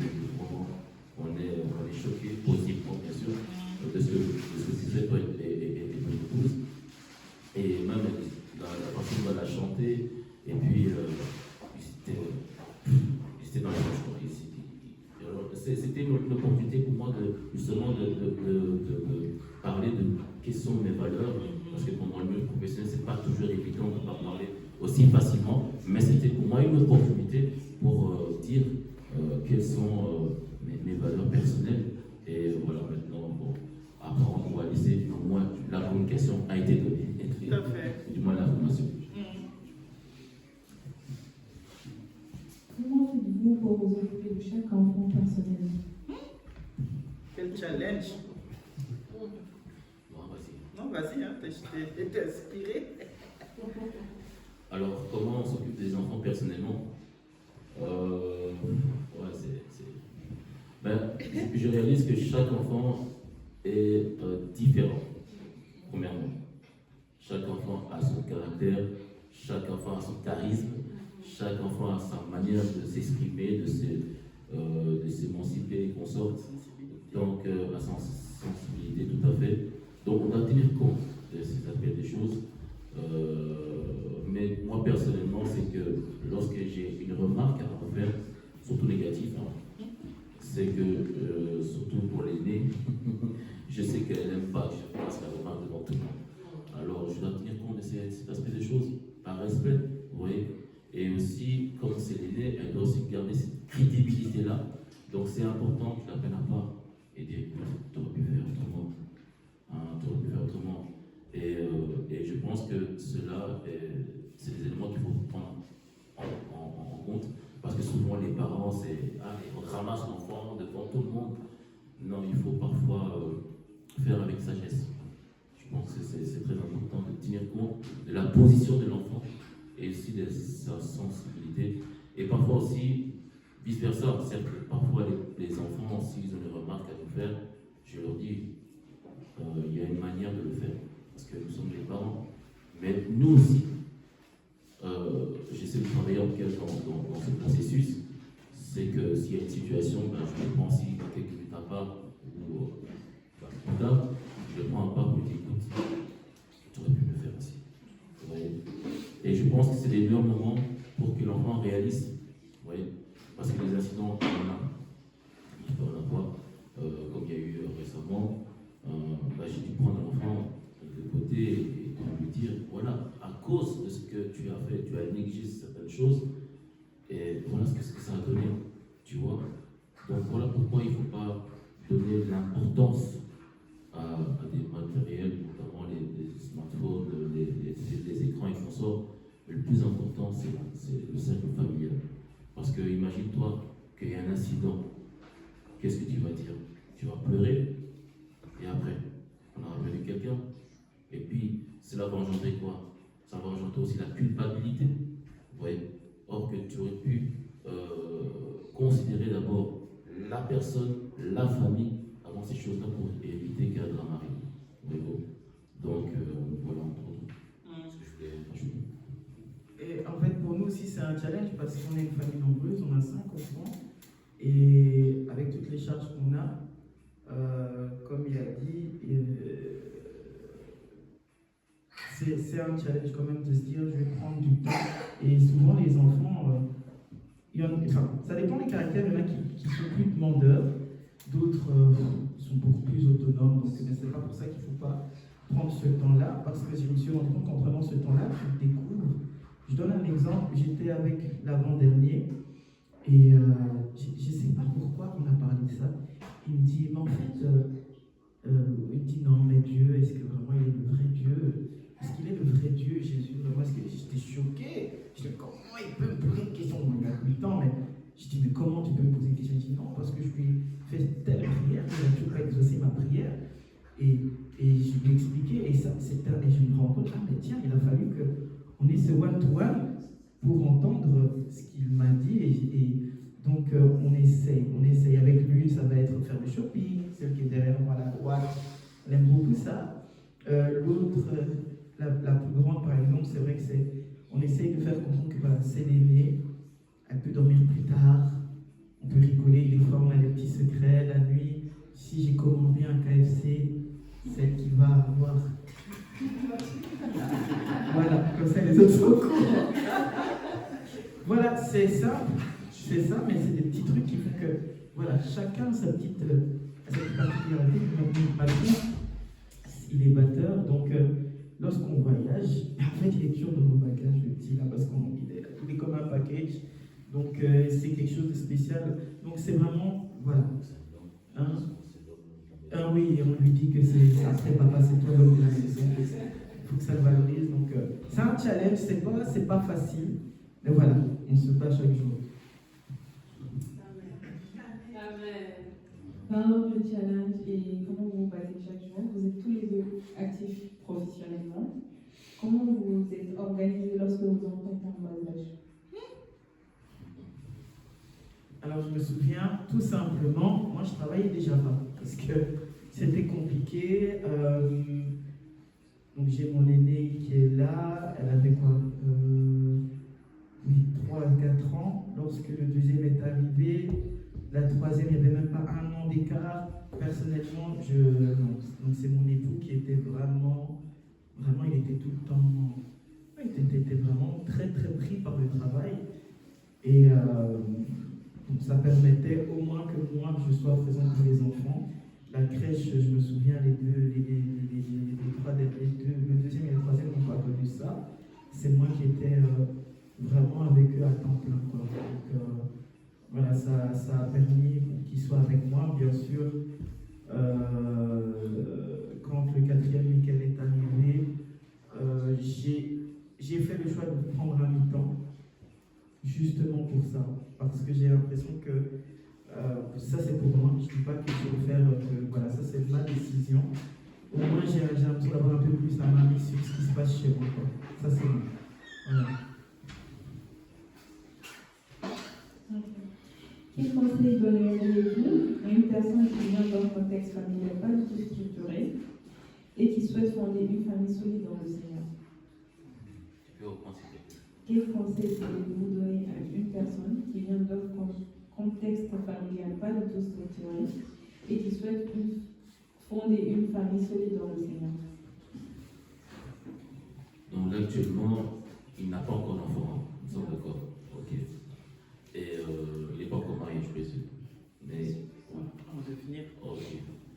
C'est très bien. Il pose la question très bon. Je l'ai évoqué ici tout à l'heure. C'est d'abord se connaître. C'est très important de se connaître soi-même. Et aussi, comme tu viens de connaître le Seigneur, c'est de savoir qu'est-ce que le Seigneur attend de moi. Je pense que c'est la meilleure des choses. Et prends le temps, vraiment prends le temps de grâce, prends le temps de savoir qu'est-ce que le Seigneur attend de toi. Parce que cela va être déterminant par rapport au choix que tu vas faire. Voyez-vous? Parce que nous avons une certaine expérience parmi nos frères, nos sœurs, dans les couples qui sont en difficulté. Pourquoi? Parce que justement, ils n'ont pas tenu compte de cet aspect spirituel, voyez-vous, parce que le conjoint est moins ou trop élevé spirituellement, et cela crée justement un déséquilibre énorme, vous voyez, et ça a un impact négatif sur le couple, voyez-vous.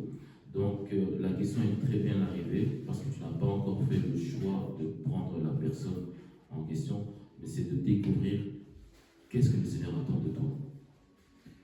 Et une fois que tu as toutes ces informations, cela va t'aider réellement à trouver la bonne épouse ou époux, tout dépend donc la personne, c'est la personne, et cela va vraiment t'aider à faire le bon choix.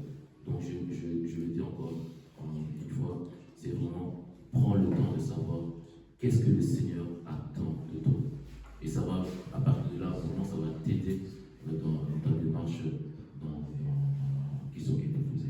En fait, il ne faut pas se décourager parce que la question c'est tu viens d'une famille qui n'a pas de structure, toi tu vas être l'exception qui confirme la règle. Tu vas être cette nouvelle génération de ceux qui vont construire un foyer sur la structure qui est, on n'en parlera jamais assez, qui est Christ, qui est Dieu. Tout simplement, donc voilà, une nouvelle histoire commence et de prendre tous les conseils qu'il vient de donner. Comment détecter l'appel d'un enfant et comment l'aider à entrer pleinement dans son appel? Ah, quel challenge! Ça, c'est qui qui a posé la question?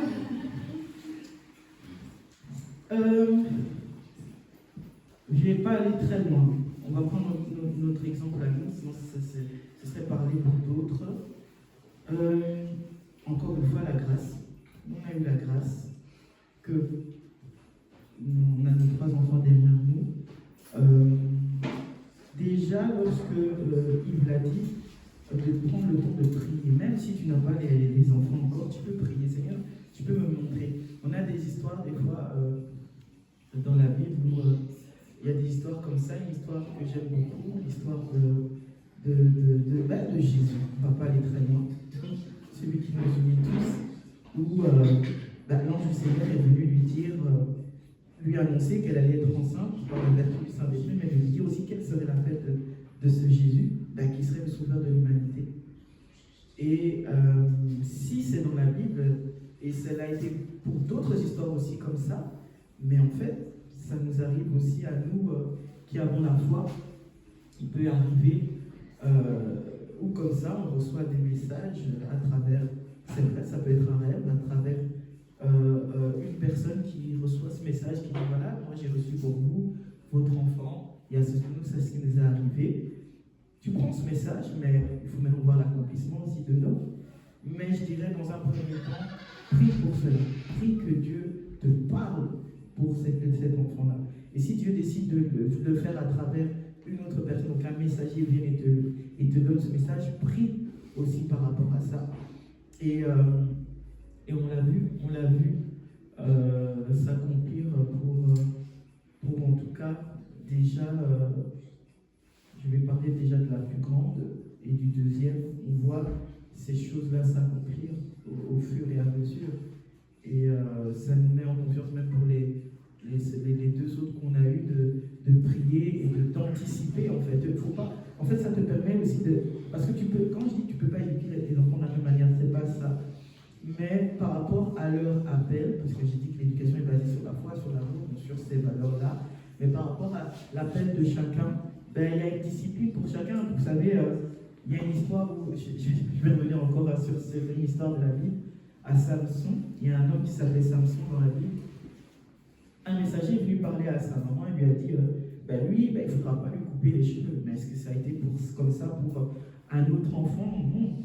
Chacun a une directive bien précise et c'est de ça que je veux parler. Peut-être que c'est un peu comme un régime alimentaire. Lui, il prend peut-être le lait de chèvre que l'autre ne peut pas prendre. C'est un peu ça. Donc ça te permet d'aiguiser vraiment l'appel de chacun à travers les dons, les talents qu'ils ont, à travers la discipline qu'ils doivent avoir. Voilà. Alors, pour être plus pragmatique, je voudrais signaler ceci qui est très important, c'est de savoir comment que Dieu parle. Dieu parle réellement. Et Dieu parle comment? Parce que c'est vrai, on peut venir à l'église, on peut prier, on peut être baptisé, qu'on sort, mais il nous parle comment? Oui, on a évoqué à travers les songes, les rêves, à travers quelqu'un d'autre, mais aussi Et c'est là où je voudrais aussi attirer l'attention de tout papa et des personnes masculines qui voudraient devenir papa. C'est de vraiment que votre vie soit conditionnée à la parole de Dieu. Parce que certes, on parle que Dieu parle, mais il ne parle pas à n'importe qui.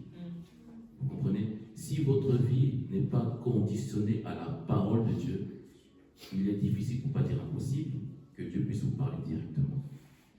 Vous comprenez? Il faut que vous puissiez arriver à une dimension où le Seigneur parle. Peu importe la manière. Peut-être à vous directement ou bien à quelqu'un d'autre, mais il faut que vous soyez suffisamment mature et sensible pour que vous puissiez maintenant comprendre. Parce que je peux prendre un exemple, que les personnes, par exemple, je reçois des messages pour telle famille, qu'il y a un enfant qui est attaqué. Mais c'est difficile à pouvoir diffuser ce message au papa. Pourquoi? Parce qu'il n'a pas suffisamment cette maturité à pouvoir comprendre ces messages. Voyez-vous? Alors je dois parfois passer par son épouse ou bien par... Vous voyez, je dois faire preuve de stratégie parce qu'il faut que le message passe. Mais aussi, il faut le passer de manière sage et correcte. Parce que aller directement sur le papa, il voit ce que j'ai vu, mais il me détester. Pourtant, c'est dans son avantage. Parce qu'il y a quelque chose de négatif, voyez-vous. Donc ici, je pense qu'il est d'abord question que le papa puisse retrouver sa place identique en qualité de chef de famille. Parce que lorsque le Seigneur a un message, lui qui sait tout, qui connaît tout, il veut te transmettre ce message, c'est très souvent au papa. Mais souvent, ce qui se passe, c'est que le papa manque à la paix. Pourquoi? Parce que souvent sa vie n'est pas conditionnée, souvent parce que s'il est difficile pour lui que le Seigneur puisse nous parler directement et de comprendre le message, et cela, c'est parfois compliqué. Et souvent, on passe par la maman, bien par tel, et par la grâce de Dieu, c'est vrai que la chose qui devait arriver n'arrive pas, mais parfois ça arrive. Voyez-vous? Donc ici, je voudrais d'abord, très important, faire comprendre que le papa est responsable de la cellule familiale. Voyez-vous? Mais pour ça, il faut que ton attitude, il faut que ta vie soit conditionnée à la parole de Dieu. Parce que oui, Dieu parle encore. Amen.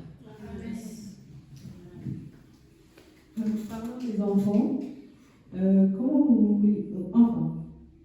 Comment vous êtes mis d'accord sur comment vous vouliez éduquer vos enfants? Justement, comme il l'a dit, pour ça il faut partager la même foi, la même valeur. Je pense que c'est ce qui nous met en accord. Moi, je ne vais pas aller plus loin que ça. C'est ça, tout simplement. Quel est le plus grand rêve de votre famille? Grand rêve. Ouais. Répondez, c'est quoi le plus grand rêve de notre famille? Je crois que la dernière fois qu'on avait fait le partage, c'était qu'on allait tous voyager tous ensemble. Qu'on puisse aller dans genre voyager vraiment, genre une destination, vraiment. Voilà. Ça c'est vrai, on en a parlé entre nous. Je ne sais plus qui avait évoqué ça. C'était Mathieu. Un voyage familial. Vraiment.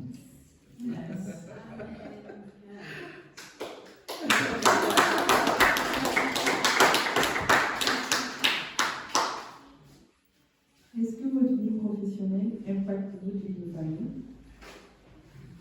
Alors, notre vie professionnelle, je ne pense pas, mais c'est parce qu'en dehors de ce qu'on fait de manière professionnelle, en dehors, on a d'autres, comment on peut dire ça, d'autres obligations, occupations, non, c'est pas des challenges, parce que lui, il donne cours de piano, il donne cours de piano, il est coach de piano en ligne, moi je suis coach vocal en ligne, donc c'est vrai que en dehors du boulot que nous avons, encore une fois, on l'a dit tout à l'heure, c'est une question de gestion de temps, donc de prioriser ces moments-là. On parle avec les enfants, voilà, vous savez que, écoutez, si il y a coaching, Des fois, on s'attend le même jour, Yves aussi, la cour de pédo, les amis, aujourd'hui c'est pizza. Je ne vais pas chercher midi à 14h.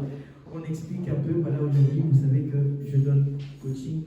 Ils savent comment on s'organise à ce moment-là, maman est au-dessus. Donc voilà, c'est une question de gestion et d'organisation. Et je voudrais préciser par là qu'un parent n'est jamais trop loin. Ah oui, oui, oui. Donc il y a toujours un ou Une deux supervision. qui supervise parce que voilà, on doit toujours avoir Ça reste des enfants. bien sûr. Et nous restons responsables aussi. Alors, quelle est la plus-value d'une famille chrétienne par rapport à une famille non chrétienne?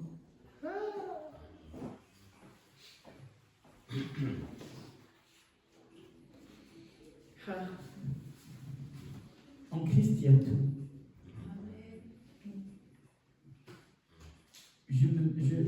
Des fois, dans des temps de réflexion, je me dis, Seigneur, si je ne t'avais pas connu, hein, parce qu'il y a toujours un avant et un après, avant de connaître le Seigneur et après, celle que j'étais avant et celle que je suis maintenant. Il y a une question intéressante tout à l'heure qui parlait de, voilà, quand on vient d'une famille pas structurée, ou quand nous-mêmes, moi-même qui n'étais pas structuré, Christ m'a structuré et ainsi j'ai pu contribuer à la structure de ma famille. Donc il a fallu qu'il vienne dans ma vie, qu'il pense mes blessures, qu'il, comme on en a parlé, qu'il me parle de qui je suis, de la valeur que j'ai, que je puisse ressentir son amour au quotidien, pour par la suite me dire, voilà, je suis prête à fonder ce foyer. Donc ça c'est une plus-value. Mais lorsque tu n'as pas, maintenant une famille qui ne l'a pas, elle va se reposer sur ses acquis, alors que sans Christ, nos acquis n'ont pas de valeur. Il y a toujours une limite lorsque on se repose sur ses acquis. Tu es toujours limité. Tu ne sauras pas faire plus, aller plus loin. Et c'est là où tu as besoin, en fait, de Dieu. C'est là où tu as besoin de son aide, en fait. C'est ça. Maintenant que nous arrivons vers la fin de ce talk, je tiens à vous remercier pour votre sincérité et votre partage. Et avant de clore cette discussion, quel est le dernier message rassurant que vous souhaitez laisser à l'ensemble des familles présentes? Je vais parler. Nous ne sommes pas, c'est vrai qu'aujourd'hui on nous a invités et nous en sommes honorés. Nous ne sommes pas une famille parfaite, on ne vient pas pour dire que voilà, on a réussi, mais on a Jésus-Christ. On a décidé de baser notre structure sur lui de manière quotidienne, dans nos challenges, dans nos défis, dans les circonstances bonnes ou mauvaises. Et je prie et j'aimerais rejoindre une famille à en faire de même, de vraiment de se challenger, à dire tiens, on va essayer. On va essayer de faire rentrer ce Jésus. Des fois, on voit ce Jésus dans une crèche, le petit Jésus emmailloté dans une crèche. Des fois, j'entends le petit Jésus, le tout Jésus, le grand Jésus. Mais ce Jésus-là avait grandi. Il avait grandi, il a eu 12 ans. Et puis, il est mort même à 33 ans. Mais il est mort et ressuscité. C'est ce que notre foi nous indique. Et au jour d'aujourd'hui, par son Esprit Saint, il nous conduit à nous... Comment je peux dire ça? À nous challenger chaque jour, à faire encore mieux chaque jour dans chaque domaine de nos vies. Avec lui, et c'est ça qui est différent. Pas sans lui, mais avec lui. Dans ma vie personnelle, avec lui. Ma vie maritale, avec lui. Ma vie familiale, avec lui. Pour ma part, ce que je pourrais en tout cas conseiller, c'est que actuellement, je pense que vous l'avez pu constater, que la vie sans Jésus c'est compliqué. Alors maintenant, essayons avec Jésus. Essayons avec Jésus et vous allez voir que vous avez tout, je dis bien tout à gagner. Tout sauf rien. Être avec Jésus, c'est vraiment garantir la réussite. Je dis haut et fort, c'est garantir la réussite. Parce qu'en aucun cas, sans Jésus, je pouvais moi-même venir ici dans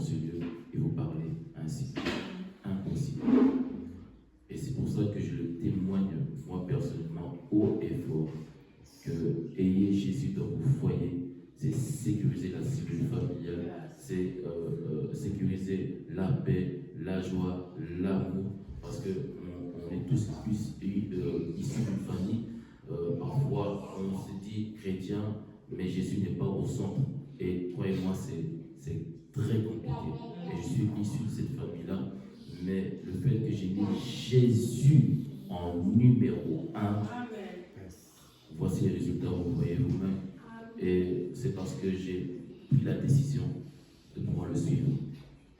Mais maintenant, c'est un travail de tous les jours. Si je m'arrête au milieu, je sais que c'est une phase, c'est clair. Mais je reste d'être focus, j'essaie d'être focalisé sur l'objectif. Et n'oublions pas, on parle de Jésus, mais c'est aussi le salut individuel. La vie sur terre n'est que temporaire, éphémère. Tout va rester. Vous pouvez avoir un boulot, un très bon boulot, vous pouvez avoir une maison, vous pouvez avoir tout ce que vous voulez, mais ça va partir. Et même peut-être ça va appartenir à quelqu'un d'autre. Mais par contre, le salut, il s'agit de toi, de ton âme. Et c'est cela qu'il faut garantir. Et c'est ce que j'ai dit aussi à mes enfants. Vous voyez, on peut aussi avoir certaines choses, on est confronté à parfois des difficultés, croyez-moi, c'est pas toujours évident, mais le plus important, et c'est là où ma joie, où je viens encore répondre à une des questions qui a été posée, la plus grande joie que je peux avoir, c'est que tous mes enfants puissent recevoir Jésus comme Seigneur et Sauveur. Et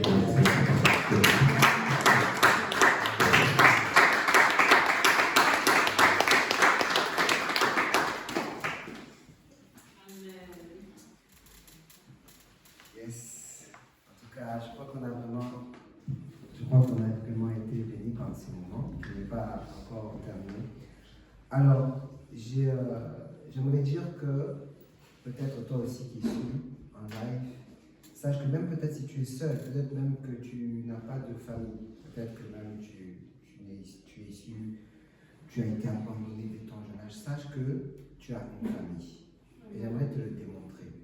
Alors, j'aimerais prendre ce livre magnifique que l'on appelle la Bible. Je vais prendre le verset Jean 11, 35.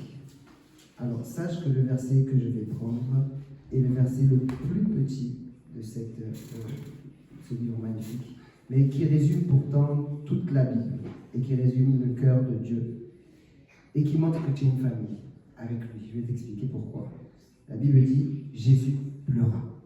C'est le verset le plus petit de la Bible. Pourtant, il résume toute cette Bible parce que c'est Dieu qui l'a écrite au travers des prophètes, évidemment, mais c'est Dieu qui l'a écrite et c'est la pensée de Dieu. Et là, il était en train de pleurer à propos de Lazare qui était mort et il pleurait lorsque les sœurs de Lazare lui disaient sous le ton de reproche, pourtant il est Dieu, Jésus-Christ est Dieu, et il savait ce qu'il faisait, mais il a frémi dans son esprit parce qu'il sentait qu'il y avait le ton du reproche parce qu'il était touché par les siens qui étaient aussi cette famille-là de Marie et Lazare. Donc c'est pour te dire que tu fais partie d'une famille. Pourquoi?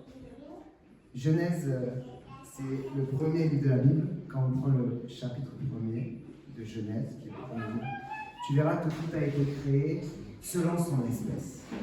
Maintenant, quand on parle de l'homme, on ne dit pas selon son espèce. On voit que toi et moi, nous avons un statut différent. La Bible dit à la ressemblance, créée à la ressemblance et à l'image de Dieu. Cela montre que tu as une famille, même si tu es seul. Ta famille, ta première famille, comme Papa Yves l'a dit tout à l'heure aussi, c'est Dieu. Alors, qui que tu sois, sache que ce livre qui est résumé par Jésus pleura, c'est aussi peut-être, certainement pour toi, peut-être qu'il pleure, parce qu'il veut te récupérer dans sa famille. Amen. Amen. Alors, je vais avoir justement besoin de maman Alphaï. Maman Alphaï, viens ici, s'il te plaît. Je vais lancer quelque chose. Je peux remettre. Donne-moi le livre, s'il te plaît. Ok, merci. Tu peux retourner à tes occupations. Merci. Naomi, tu peux me dire factuellement qu'est-ce qui s'est passé là? Qu'est-ce que tu as fait? Ok. Donc, donc c'est ça qui s'est passé, d'accord? Ça, c'est ce qui visiblement s'est passé, d'accord? Mais invisiblement, dans le monde invisible, comme c'est ma femme, au fait, je sais quelqu'un qui elle est belle, hein? C'est pas pour rien que je dis tout ça, hein? Enfin, c'est vrai, mais c'est pas pour rien, vraiment. Alors, c'est vrai, voilà, une femme est venue, bon, j'ai donné une rose, et puis après, j'ai demandé le livre, et voilà, ça c'est ce qui s'est passé de façon visible. De façon invisible, comme c'est mon épouse, vous n'avez pas vu, mais elle est auréolée de quelque chose. Dans mon cœur, c'est un bouillonné, c'est mon épouse, d'accord? Donc ça c'est différent. C'est pour te dire que, alors j'ai une autre question, après je continue. Naomi, est-ce que ça servait à quelque chose qu'elle venait de payer le livre?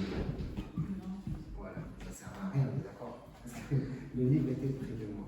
Alors, avec Dieu, c'est pareil. Sache que potentiellement, tu es l'épouse de Dieu. Que tu sois homme ou femme, même si tu as une barbe de 15 mètres qui touche le sol, tu es l'épouse de Dieu. L'humanité est l'épouse de Dieu. Et Jésus-Christ veut t'épouser, il veut nous épouser parce qu'il nous aime, c'est celui qui nous a créés. Et il y a plein de choses, c'est vrai que ça sert, d'un certain côté, ça sert de travailler, ça sert de faire ceci, ça sert de faire cela. Mais dans le fond, on se dit, ce que l'on fait là aujourd'hui, on oublie le lendemain, est-ce que dans le fond, ça sert vraiment? Il y a toute cette vie que tu as là ici-bas, c'est prétexte pour que Dieu puisse te voir et dire, elle est belle, comme je peux dire de ma femme qu'elle était belle. Et la vie ici-bas, c'est seulement ça. C'est vrai, c'est important de travailler tout ça, je suis d'accord, mais beaucoup de choses, quasiment tout, c'est seulement un prétexte pour que ici-bas, tu acceptes Jésus. Et Dieu est en train à chaque fois de te regarder et dit, il est beau, elle est belle, puisqu'on parle d'épouse, hein, le concept d'épouse, elle est belle, mon épouse. Et quand il dit ça, il y a deux choses. Soit il dit ça et il est rassuré, soit il dit ça et il pleure comme nous avons vu parce que cette épouse ne veut pas de lui. Alors, vraiment, aujourd'hui, ce talk show, c'était pour toi, pour nous tous, évidemment, ça nous fait toujours du bien, on a été vraiment bénis, mais c'est aussi pour toi qui n'as jamais suivi un programme chrétien. D'ailleurs, même, on aura d'autres talk shows, hein. Je crois que c'était, le moment n'est pas terminé, mais je crois que c'était très très bénissant. Amen. Est-ce qu'on peut applaudir? Est-ce qu'on peut bénir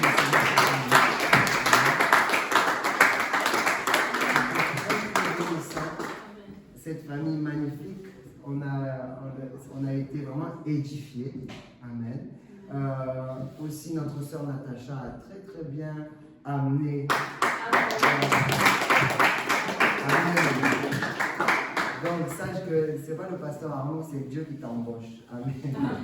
Donc, il y aura d'autres talk shows. Mais c'était vraiment bénissant. Mais c'est pour toi. Et tu vas être surpris, mais vraiment, comme aussi Papa Yves disait, comme Maman Vanessa disait aussi, aujourd'hui, c'est un moment particulier, talk show de l'Église. Nous, ce n'est pas un culte, mais sache qu'aujourd'hui, c'est particulier parce que la seule personne qui va prier, c'est toi aujourd'hui. Parce que tu dois, par rapport à tout ce que tu as entendu, tu as eu des conseils sur la famille, tu as eu beaucoup de conseils, peut-être que tu sois un adolescent, que tu sois un papa, que tu sois une maman, que tu sois un célibataire, que tu sois une célibataire. Tu as eu beaucoup de conseils, mais je retiens le plus grand des conseils qui a été donné ce soir, c'est accepte Jésus, il t'aime et il est de ta famille. Amen. Alors vraiment, on va bientôt se dire au revoir et cette prière, tu vas la faire peut-être tranquillement, tu peux même la faire maintenant. C'est pas qu'il y a une prière type, mais juste je te donne peut-être certains axes. Il faut que tu le reconnaisses comme ton Seigneur et comme ton Sauveur. Ça veut dire quoi? Ça veut dire que tu te rends compte que malgré tout ce que l'on peut dominer dans la vie, entre guillemets, en vérité, on ne domine pas grand-chose. Et tu dois justement donner tout ce qui est ta vie à celui qui est maître du temps et des circonstances, maître des choses, qui sont les cœurs et les reins, qui connaît ta vie. Ça, c'est la version Seigneur de cette personne magnifique qui s'appelle Jésus. La version Sauveur, tu te rends compte que tu ne peux pas te sauver toi-même. Tu ne peux rien faire vraiment par toi-même. Tu te rends compte que, on a parlé de Covid tout à l'heure. Alors moi, ce que j'ai aimé pendant le Covid, ce que j'ai aimé entre guillemets, c'est que je pouvais être avec ma femme tout le temps. Alors, c'est pas que j'étais content du Covid, mais là, ce côté-là, je l'ai dit. Je suis planqué à la maison avec ma femme et mes enfants. Waouh! Mais pour le reste, hein, c'était terrible. Mais ce côté-là, là, j'étais content. Alors, je sais pas. Je ne prie pas pour que le Covid revienne. Je ne sais pas s'il faut maintenant travailler à la maison tout le temps, c'est tout ce qu'il faudra faire. En tout cas, Dieu a la solution. Amen. Mais c'est pour dire que ce temps-là, c'est pour toi. Et tu dois vraiment faire un pas. Aujourd'hui, au travers de ce talk show, Dieu a fait un pas vers toi pour te dire qu'il est vivant, qu'il existe, qu'il t'aime. Et qu'il y a aussi, vraiment, je te le dis très clair, c'est vrai qu'il a aussi une casquette de prophète, bien sûr, mais il a tellement de casquettes. Il y a un seul nom qui sauve. Il y a une seule personne qui sauve. Et il s'appelle Jésus-Christ. Alors, je te laisserai le soin, voilà, de le reconnaître comme ton Seigneur, comme ton Sauveur. Et il y a quelque chose il va y avoir un avant et un après dans ta vie. C'est quoi? C'est que à partir de ce moment-là, tu vas t'identifier à ce qu'il a fait à la croix. Et automatiquement, tous tes péchés, ta vie passée, vont être nettoyés par le sang qui pourtant a coulé il y a 2000 ans. Et ça, c'est merveilleux. Sache que Dieu est disponible. Sache que Dieu t'aime. Sache que tu as une famille. Tu ne viens pas de rien. Non. Tu es créé à la ressemblance, à l'image de Dieu. Et la Bible nous dit aussi que les enfants de Dieu, c'est ceux qui sont pas été enfantés forcément par un homme, une femme, selon le désir d'un homme, mais selon la volonté de Dieu, par la parole de Dieu. Et aujourd'hui, si tu reçois cette parole, sache que tu es né de nouveau. Alors vraiment, prends soin de toi. Si tu ne connais pas d'église, nous sommes là pour t'accueillir. Tu fais partie déjà de la famille. Si tu connais aussi une église où on parle de Jésus-Christ, où le Saint-Esprit est valorisé, alors vraiment, je te recommande de t'attacher à cette église-là, de grandir dans la foi, parce que tu as des frères et des sœurs qui t'attendent là-bas. Et tu dois connaître tout simplement ta destinée, ta vie et ta famille, qui est Dieu principalement sur cette terre.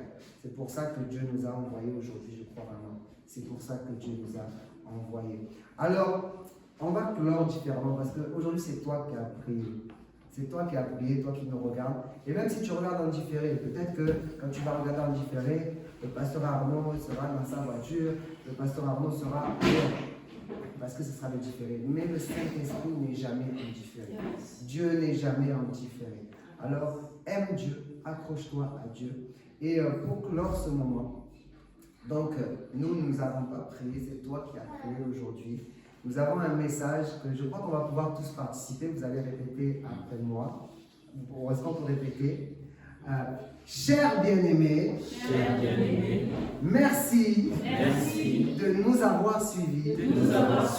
Mais notre prière est que tu aies suivi Dieu, premièrement.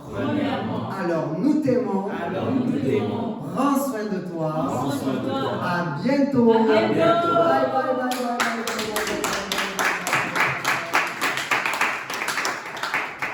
Et si le direct n'a pas coupé, le direct va revenir parce que nous aimerions quand même. Bon, n'est-ce pas que si. Allez, je peux toujours, c'est le portugais, là, c'est comme ça, le foot. Si tu vois Cristiano Ronaldo dans la rue, même s'il est en train de d'acheter une baguette ou quoi, on dirait que tu vas chercher un ballon pour lui dire « Cristiano, por favor, que jogar contigo no football, non ?» Tu vas lui dire « Je veux jouer avec toi au foot. » Alors que lui, peut-être qu'il a des problèmes, sa femme lui a cassé la tête, je ne sais pas ce qui s'est passé, peut-être qu'il a des problèmes. Il veut seulement une baguette de pain, il en a marre du foot. Mais bon, alors, eux, ils n'ont pas de problème et ils vont le faire avec beaucoup d'amour, mais ils ont aussi une grâce, on va en bénéficier. On aimerait aussi clôturer ce moment si vous avez un cantique, si vous avez quelque chose, parce que sachez qu'ils chantent pour le Seigneur, sachez que ce sont des instrumentistes pour le Seigneur. Donc toute la famille, c'est un groupe vraiment de louanges, la MLDMA Family. Je les aime beaucoup, moi je dis plutôt même la MLD Love Family. Je les aime beaucoup. Donc on va être bénis par ce moment, nous qui sommes ici, là, et vous aussi qui êtes en live. Et voilà, c'est bon. Alors, je bénis le Seigneur parce que toi qui as accepté le Seigneur, tu vas chanter ton premier cantique avec la famille Mamindama. C'est quand même une grande responsabilité, amen. Mais je suis confiant parce que si ça avait été moi la responsabilité, j'aurais chanté faux. Donc, ils auraient perdu la foi. Mais là, la foi va être affermie. Amen. Amen.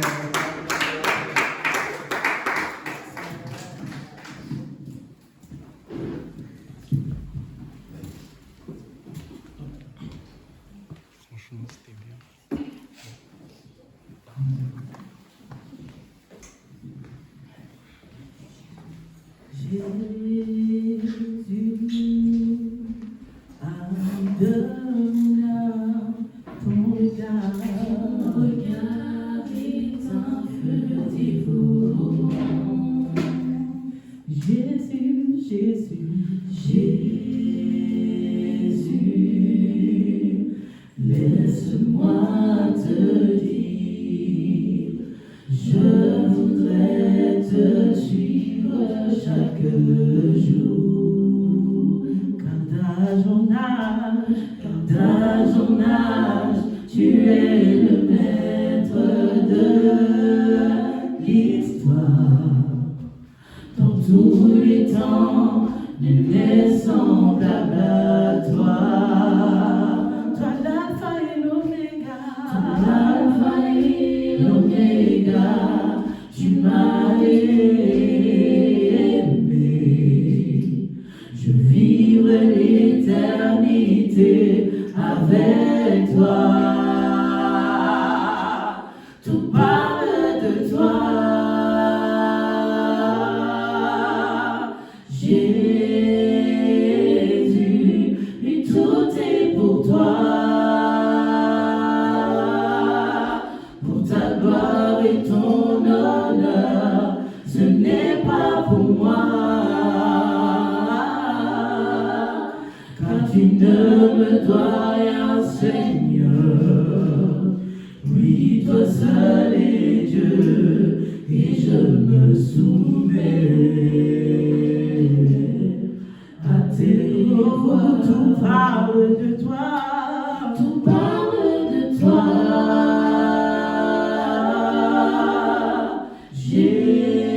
Jésus, mais tout est pour toi.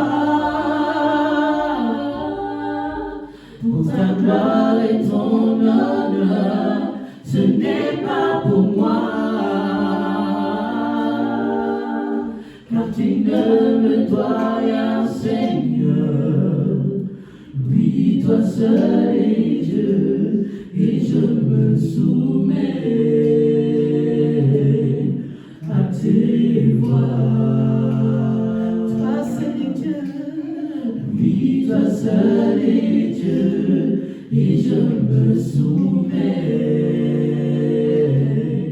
à tes voix.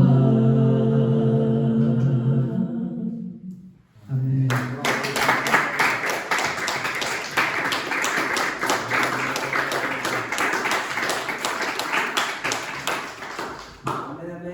Alors maintenant,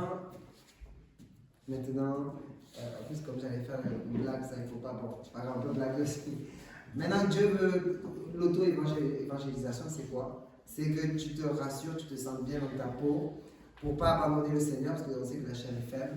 Donc maintenant nous allons partager quelque chose, manger un bon quelque chose, comme ça tu te souviens que aussi la nourriture existe, et c'est bien aussi auto-évangélisation, et vraiment